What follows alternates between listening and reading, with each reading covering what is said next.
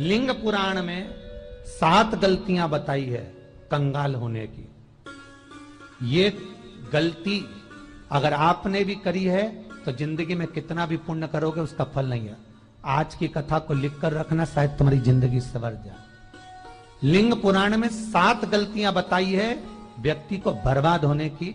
पहली गलती है, उसमें से अगर आप स्वीकार कर रहे हैं ये गलती तो समझ लो कि गलती आपने करी है। गंगा जल तो बुलवाया टैंकर भरकर, 21,000 बेलपत्र भी समर्पित कर रहे हो। आप मंदिर के अंदर बैठ गए, दर्शन करने वाला आता रहा, किसी को अंदर प्रवेश नहीं दिया। आप गंगा जल चढ़ाते रहे, आप बेलपत्र चढ़ाते रहे, आप स्वयं पूजन करते रहे, और दूसरा व्यक्ति ना जाने किस भाव से, किस रूप में आकर भगवान की सेवा करना चाहता था। पंडित जी ने आपके चक्कर में उसको जल नहीं चढ़ाने दिया, पंडित जी ने आपके चक्कर में उसको बेलपत्र नहीं चढ़ाने दिया। पहली गलती यह हो गई कि भगवान के भक्त को भगवान से दूर कर दिया गया। अब उठा लो श्रीमद् भागवत कथा। 2 देवताओं ने गलती करी थी। एक ब्रह्मा जी ने गलती करी थी कि गाय बछड़ों का हरण कर लिया था। 1 वर्ष होने में 1 दिन था तब ब्रह्मा जी ने गाय बछड़े वापस दिए थे। दूसरी गलती इंद्र ने करी थी, जल वृष्टि करी तब भगवान कृष्ण को गोवर्धन पर्वत उठाना पड़ा। दोनों देवताओं ने गलती करी, पर भगवान कृष्ण ने इंद्र को क्षमा कर दिया पर ब्रह्मा को क्षमा नहीं करा। क्यों नहीं करा? क्योंकि इंद्र को क्षमा इसलिए करा क्योंकि इंद्र ने जब जल वृष्टि करी तो सारे ब्रजवासियों को भगवान के चरणों में लाकर छोड़ दिया। सारे ब्रजवासी गोवर्धन पर्वत के नीचे आकर बैठ गए, भगवान के चरणों में आ गए। और ब्रह्मा ने जो गलती करी वो ऐसी गलती करी कि भगवान से गाय और बछड़ों को दूर कर दिया। जो भगवान से भगत को दूर कर दे उसको शंकर कभी क्षमा नहीं कर सकता। इसलिए बर्बादी का पहला कारण आप भक्त और भगवान में दूरी बना दी। दूसरा कारण, भगवान की जब पूजन कर रहे हो, 21,000 बेलपत्र चढ़ा रहे हो, गंगा का जल चढ़ा रहे हो, चंदन चढ़ा रहे हो, अबीर चढ़ा रहे हो, गुलाल चढ़ा रहे हो, तो तुम्हारे भीतर ये अहंकार, जब तुम पूजन करके उठो तो उठते समय तुम्हारे भीतर अभिमान नहीं होना चाहिए कि मैंने जो अनुष्ठान करा उसके बराबर कोई नहीं कर सकता। तीसरा कारण कहा कि भगवान की सेवा तो आप कर रहे हो, भगवान की चाकरी में तो आप लगे हो, भगवान की आराधना भी कर रहे हो, दिया भी लगा रहे हो, धूप बत्ती भी लगा रहे हो, स्नान भी करा रहे हो, पंचामृत स्नान भी करा रहे हो, सारी पूजन अर्चना सब तुम कर रहे हो। पर हो सकता है इस पूजन अर्चना में आप केवल 3 घंटा पूजन करते हो और बाकी के समय किसी न किसी की जीवात्मा को दुख पहुंचा रहे हो। एक कथा में एक बात कही थी कि भले मंदिर में दिया मत लगाओ, भले मंदिर में जाकर धूप बत्ती मत जलाओ, भले मंदिर में जाकर भोग मत लगाओ, भले मंदिर में जाकर जल मत चढ़ाओ, कुछ मत करो, भले भगवान को नए कपड़े मत पहनाओ, भले तुम्हारी मर्जी पड़े भगवान को भोग मत लगाओ, पर शास्त्र कहता है कुछ मत करो, पर एक काम जरूर करना कि किसी के चेहरे पर प्रसन्नता ला देना तो मंदिर में दिया जलाने के बराबर होगा। किसी के चेहरे पर चमक ला देना, प्रसन्नता ला देना तो अगरबत्ती लगाने के बराबर होगा। किसी गरीबड़े के, किसी दुखी के चेहरे पर अगर तुमने प्रसन्नता ला दी तो वो भगवान को कपड़े पहनाने के बराबर होगा। मालूम पड़े तुम मंदिर में पूरी सब्जी बांटो, मंदिर में भोजन कराओ, मंदिर में सारा पकवान चढ़ाओ, और कोई तुम्हारे कारण अगर दुखी है तो तुम्हें वो सुख का भान नहीं हो सकता। तीसरा कारण है हमारा, वो सुख नहीं मिल सकता। चौथा कारण है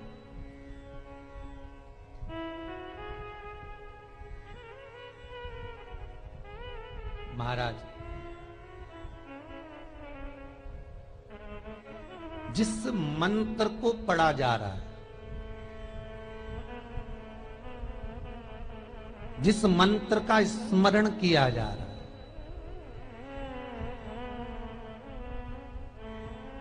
जिस भगवान की माला को हम जप रहे हैं, हम पाठ कर रहे हैं, उसमें त्रुटि। उठा लीजिए दुर्गा सप्तशती। दुर्गा सप्तशती का हिंदी अनुवाद में एक थोड़ा सा दृष्टांत दिया है, आपको मालूम होगा।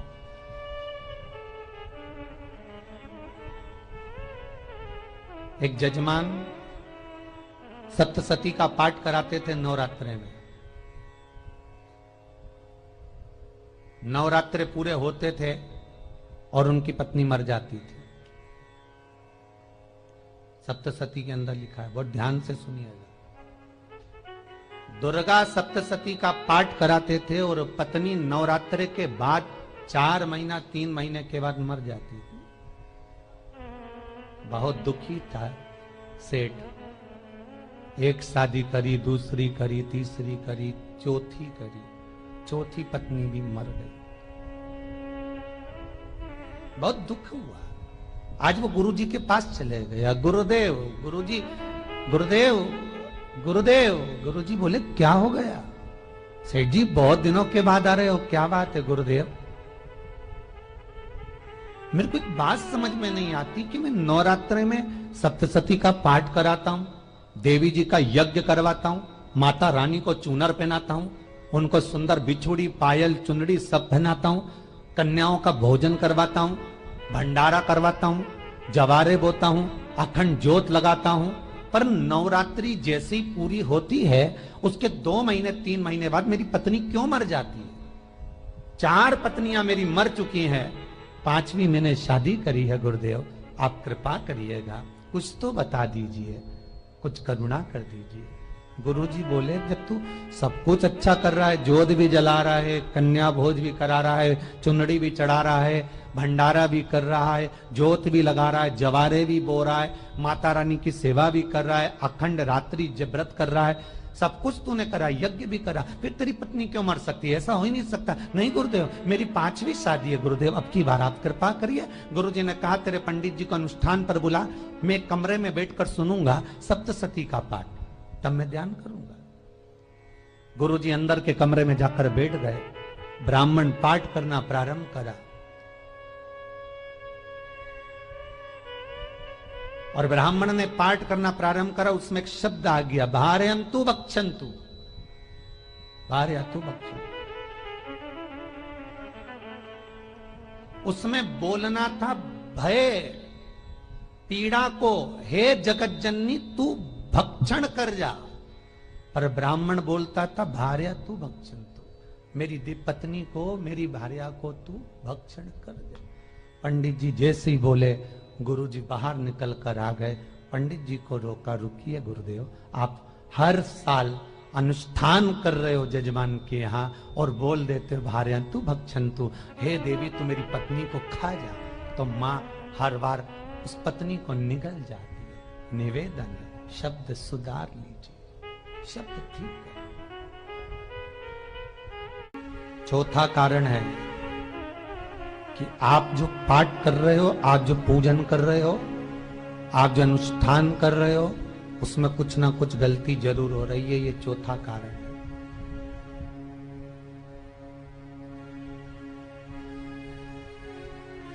एक बार पूरे घर के लोगों को बिठाओ, अपने घर के लोगों को, मम्मी से पूछना, मम्मी तुम कौन कौन सा पाठ करती हो? एक बार मम्मी से पूछे, फिर एक बार पापा से पूछना, पापा आप कौन कौन सा पाठ करते हैं सुबह? फिर बहू से पूछना, भाभी आप कौन कौन सा पाठ करती हो? फिर छोटी दुल्हन से पूछना, छोटी दुल्हन तुम कौन कौन सा पाठ करती हो? भैया आप कौन कौन सा पाठ करते हो? आप कौन कौन सा पाठ करते हो? पूछना। जब घर के अंदर बड़ी बहू अलग तरह का पाठ कर रही है, छोटी बहू अलग तरह का पाठ कर रही है, मंजली बहू अलग तरह का पाठ कर रही है, माँ अलग तरह का पाठ कर रही है, पति अलग तरह का पाठ कर रहा है, तो उसका जो प्रभाव है, कौन सी चीज कहां टकरा रही है, जिसके कारण घर में रोग इतना है कि कोई सही होने वाला ही नहीं है। अब तुम कहो कि सीवर वाले गुरुजी ने उपाय बताया, हमने बहुत करा, पर सही क्यों? तो सही क्यों नहीं हो रहा है? उसका कारण है या तो बड़ी बहू जो पाठ कर रही, या सास जो पाठ कर रही, जो पति जो पाठ कर रहा है, नाते जो भी उस घर के अंदर रहकर जो पाठ अर्चना कर रहा है, उसमें जरूर कुछ ना कुछ ऐसा हो रहा है जिसके कारण वो काम नहीं कर पा रहे। उसमें कुछ ना कुछ गलती हो रही है जिसको तुम समझ नहीं पा रहे, जिसको तुम अपने आप को बहुत विचार करते हो कि मेरे बराबर कोई नहीं कर सकता, मैं शंकर की भगत, मैं राम की भगत, मैं कृष्ण की भगत, मैं जो करती हूँ बहुत अच्छा करती हूँ, मैंने जो किया बहुत अच्छा करा। पर हो सकता है उसी कारण आपको दुख झेलना पड़ रहा,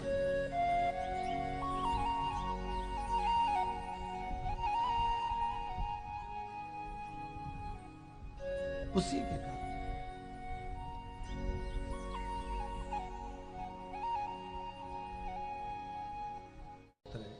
महाराज, हमने जो दान किया, हमने जो पुण्य किया, हमने जो सत्कर्म किया, वो किस जगह पर लगा? 5वां सूत्र,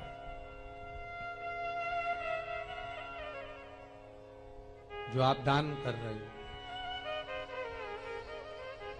जो आप पुण्य कर रहे हो, सत्कर्म कर रहे हो, वो किस जगह पर लगा? ये 5वां सूत्र। फिर निवेदन करेंगे, गाय, बेटी और लक्ष्मी 50 बार विचार करना, तब किसी को देना।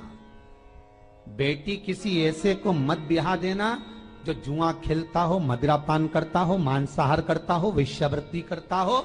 वो बेटी का सम्मान नहीं करेगा, बेटी रोएगी तो कन्यादान करने वाले को रोना पड़ेगा।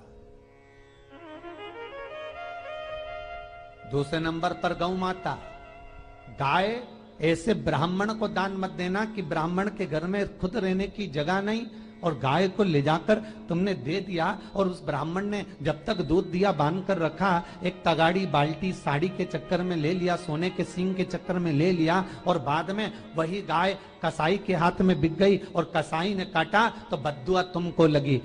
बेटी, गाय और लक्ष्मी, पैसा भी किसी ऐसे भिखारी के कटोरे में मत दान देना कि जिसने ले जाकर मदिरा पान में लगा दिया, जुए में लगा दिया, वैश्यावृत्ति में लगा दिया। अगर जिस भिखारी के कटोरे में पैसा दिया उसने शाम को ले जाकर मदिरा पान में, जुए में लगा दिया, तो लक्ष्मी रोती है कि तूने मुझे गलत जगह पर दिया है, इसलिए अब तुझे रोना पड़ेगा। तब व्यक्ति को रोना पड़ता है, फिर व्यक्ति रोता है। गाय, बेटी और लक्ष्मी 50 बार विचार करो, क्या सही जगह पर दे रहे हो?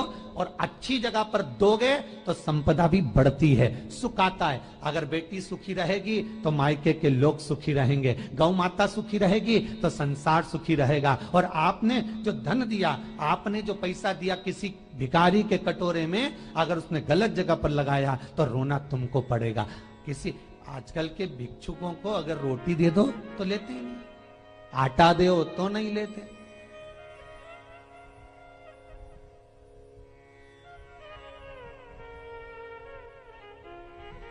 पहले के समय में जो भिक्षुक आते थे ना, तो रोटी बनी हुई मांगते थे। बूढ़ी बूढ़ी माताएं जानती होंगी, चिमटा बजाकर, घुंघरू बजाकर कहते थे भोजन, तो 2 रोटी निकाल कर दे दी जाती थी घर से। लो बाबा, तो माता इतना प्रेम रखती थी, केवल रोटी नहीं देती थी, बाबा बैठो हम सब सब्जी ला कर देते। इतना प्रेम था बुजुर्ग माताओं का, बैठो। और आज के जमाने में अगर रोटी दे दो तो फेंक दे नली में ले जाके, पैसा चाहिए। क्यों? शाम को पीने के लिए चाहिए ना, मदिरा पान के लिए, मांसाहार के लिए, जुए के लिए, वैश्यावृत्ति के लिए धन चाहिए।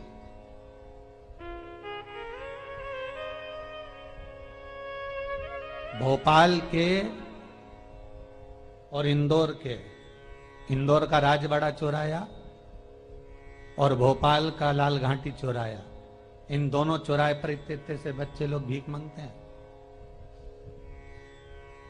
और उनकी माताएं और उनके पिता रोड के किनारे पर चिलम लगाते बैठे रहते हैं, पांव लंबे करके पड़े हैं और ये कमा कमा के उनको दे रहे हैं। और धन्य हैं ऐसे लोग जो उनको दान भी दे देते हैं। जिसको जरूरत है उस तक कुछ नहीं पहुंचता। अभी भी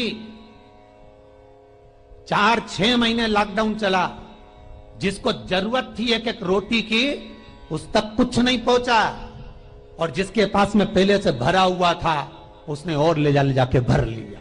जिसको जरूरत थी उस तक नहीं पहुंचा। अभी ठंड आ रही है, बहुत सारी संस्थाएं कंबल बांटेगी।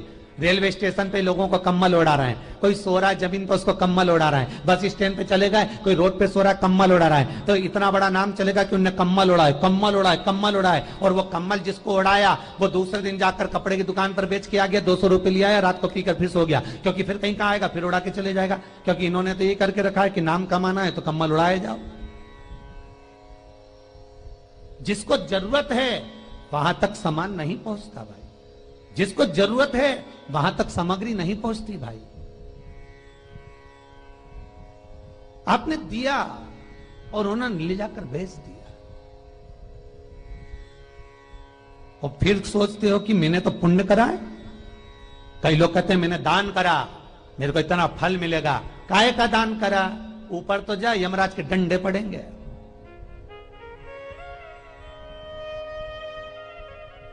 रेल में, ट्रेन में आप बैठ जाओ रिजर्वेशन कोच में, छोटे छोटे लड़के आते हैं अपना कपड़ा उतारते हैं। सही बोलना रे भाई, जितने लोग टीवी पर कथा सुन रहे हो, छोटे छोटे बच्चे अपना कपड़ा उतारेंगे और पोछा लगाएंगे रेल की बोगी में। जब गवर्नमेंट ने स्वीपर रख रखे हैं तो तुम्हें अंदर आने का किसने कहा? कौन ने कहा कि तुम अपना कपड़ा उतार के पोछा लगाओ? और वो अपने शरीर का कपड़ा उतार कर पोछा लगाता है, आपके आगे हाथ फैलाता है, आप 1-1, 2-2 रुपए दे देते हो। वो अगले स्टेशन पर उतरता है, कोई सूंघने की सामग्री लेता है, सूंघ सूंघ के वो बर्बाद हो जाता है और कहीं कूद कर मर जाता है। उसके मरने में 1 रुपया तुम्हारा भी लगा है, इसलिए नरक तुमको भी भोगना पड़ेगा, क्योंकि उसके मरने में तुमने हेल्प करी है।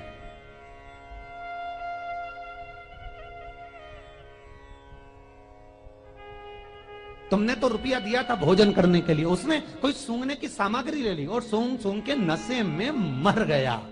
उसके मरने में 2 रुपए तुम्हारे हैं, 1 रुपए तुम्हारा है, तो भोगना तो तुमको भी पड़ेगा ना।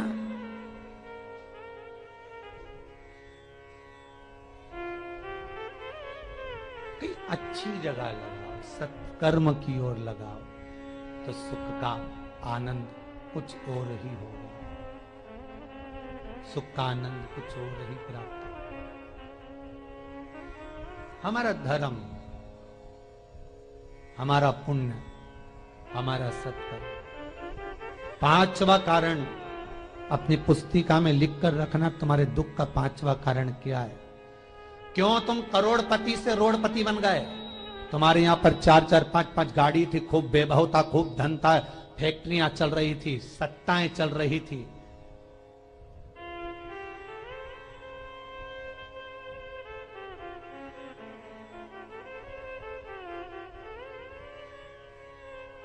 खूब सत्ताएं थी, खूब वैभव था, खूब धन था, पर कुछ भी नहीं, सब धरा की धरा रह गए।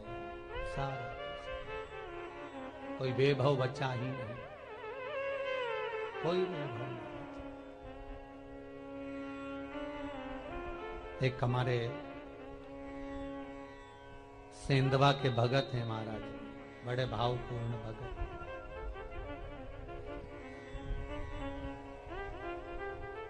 वो कहे गुरुजी हम बड़े दुखी हैं, बड़े कष्ट में। हमने कहा कष्ट का कारण कुछ ना कुछ जरूर होगा, दुख का कारण जरूर कुछ ना कुछ होता है। कहने लगे गुरुजी हमारी तो जीनिंग चलती थी, खूब फैक्ट्रियां चलती थी, इतना जीनिंग फैक्ट्रियां थी, इतना चलता था।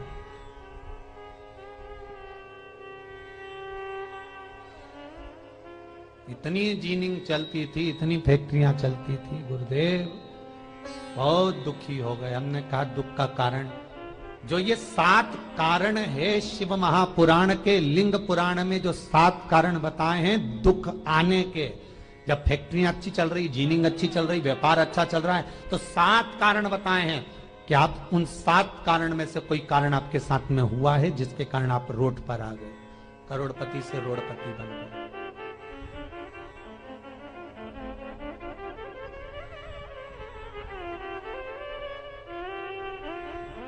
कभी कभी नगर में, गांव में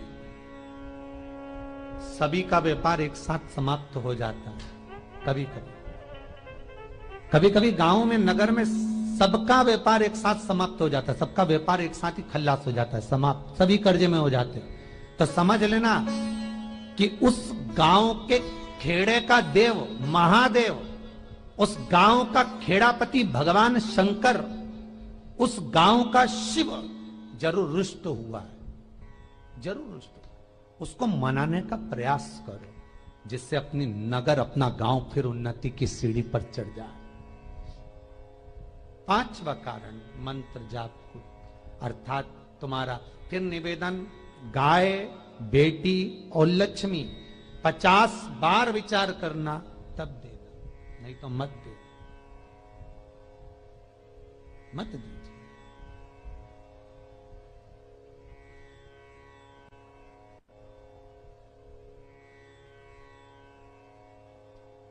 और महाराज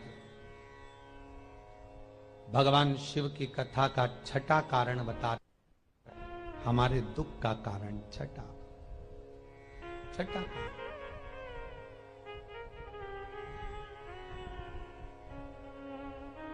आदर सम्मान में कमी।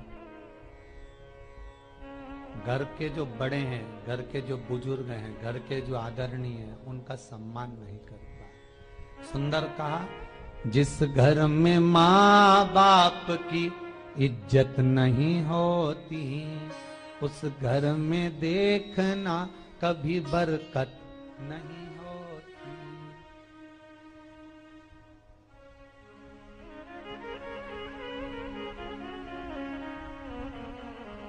छठा कारण है सम्मान, सत्कार, आदर ना होना। जब धन, सातवां कारण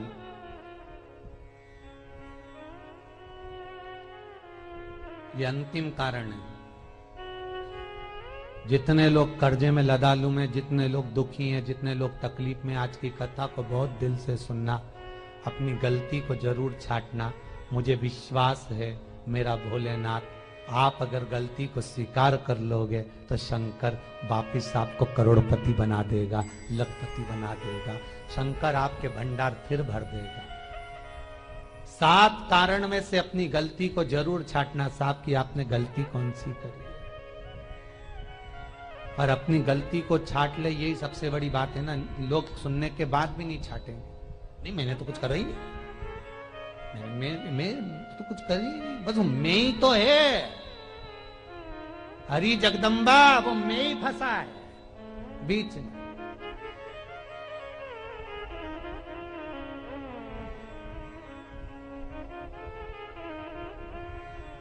सातवां कारण महाराज, किसी का बेकार धन हमारे घर में आ जाना। एक कथा बहुत सुंदर है। एक गांव में एक व्यक्ति रहता था, खूब अच्छी कमाई करता था। पत्नी ने कहा तुम्हारे पास कमाई अच्छी हो रही है तो ये पैसा तो कोई चुरा के ले गया तो पति बोला क्या करना चाहिए, तो एक काम करता हूं, बाजार से कोड़ियां खरीद लेता हूं। कोड़ियां जानते हो, वो ऐसे बच्चे लोग खेलते हैं, कोड़ी खरीद लाता हूं। अब गांव का व्यक्ति रोज कोड़ियां खरीद के लाए, उनके यहाँ बोरे पे बोरे भरा गए, बारदान पर बारदान भरा गए, पूरा कमरा कोड़ियों से भरा गया। एक दिन राजा बीमार पड़ गया। राजा बीमार पड़ा तो राजा को वेदों ने, डॉक्टरों ने कह दिया इसका एक ही इलाज है, कोड़ियां लाई जाए, कोड़ियों को जलाकर राख बनाई जाए, वो राख राजा के शरीर पर मली जाए। राजा के शरीर पर जब राख को मलेंगे तो राजा ठीक हो जाएगा। राजा ने अपने दूतों से कहा जाओ नगर में कोड़ियां देखो। राजभवन में देखा तो कोड़ी नहीं थी, बाजार में देखा तो कोड़ी नहीं थी, सारा मार्केट घूम लिया, चारों तरफ के राज्य देख लिए, कोड़ी नहीं मिली। राजा ने दूतों से पूछा बात क्या है। दूतों ने बाजार वालों से पूछा भैया कोड़ियां क्यों नहीं है। तो बाजार के व्यापारी बोले महाराज सुबेरे सुबेरे एक गांव का व्यक्ति आता है, सारी कोड़ियां खरीद कर ले जाता। सारी कोड़ियां? हाँ। उसका पता दो। दुकान वालों ने पता दिया, वो वहां पहुंच गया, उसको डराया। राजा के दूतों ने, तेरे पास कोड़ियां हैं? हाँ, पर मैंने अपने पैसे से खरीदी है, फ्री की नहीं है, खूब खर्चा कर कर मैंने कोड़ियां जोड़ी हैं। राजा बीमार पड़ा है, कोड़ियां ला के दे। उसने मना करा, दूतों ने डराया, ठीक है लो। उन्होंने बारदान खोल लिया, झोला खोल लिया, बैग खोल लिया। राजा के दूतों ने बैग खोला, वो गांव का व्यक्ति एक थाली में कोड़ियां लाता, उस पर हाथ फेरता और झोले में डालता जाता, फिर भर कर लाता, फिर हाथ फेरता, फिर झोले में डालता।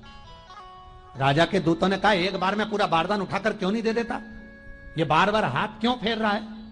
वो गांव का व्यक्ति बोला, महाराज मैं कोड़ियों को थाली में भरकर हाथ इसलिए फेर रहा हूं, इन कोड़ियों में से मैं वो एक कोड़ी ढूंढ रहा हूं कि ऐसी कौन सी कोड़ी मेरी इन कोड़ियों में आकर मिल गई जो मेरी इतनी सारी कोड़ियों को लेकर जा रही है। बस वो चरित्र याद करना कि एक कोड़ी हमारे घर में कोई ऐसी आ जाती है जो सारी रखी हुई कोड़ी को लेकर चली जाती है। और जिंदगी में घर में धर्म की, पुण्य की, सत्कर्म की एक कोड़ी ऐसी आ जाती है जो शिव महापुराण की कथा करवा देती है। वो कोड़ी को ढूंढना कि वो कोड़ी कौन सी है। जो अच्छा काम करवा रही है अच्छी कोड़ी आई होगी, सत्कर्म करवा रही है अच्छी कोड़ी आई होगी, और मालूम पड़े एक कोड़ी ऐसी आ गई जो डॉक्टरों में भरवा रही है, सारा की सारा धन मेडिकलों में लगवा रही है, पुलिस में लगवा रही है, कहीं गलत जगह पर लगवा रही है, कहीं एक्सीडेंट में लगवा रही है। जो कोड़ी गलत जगह पर धन को लेकर जा रही है, समझ लेना कि वो कोड़ी बेकार आ गई जो सारा का सारा बर्बाद करने में लगी हुई है। उस कोड़ी को पहचानो कि वो कोड़ी कौन सी है। 7वां कारण शिव महापुराण का, लिंग पुराण का लिख कर रखना कि एक कोड़ी ढूंढना कि वो कोड़ी कौन सी घर में आ गई जो हमें बर्बाद कर कर चली गई है। तो कोड़ी को ढूंढिए, वो रुपये को ढूंढिए, वो 1 रुपया कौन सा आ गया, वो धन कौन सा आ गया जो हमें बर्बाद कर गया, कैसा आया।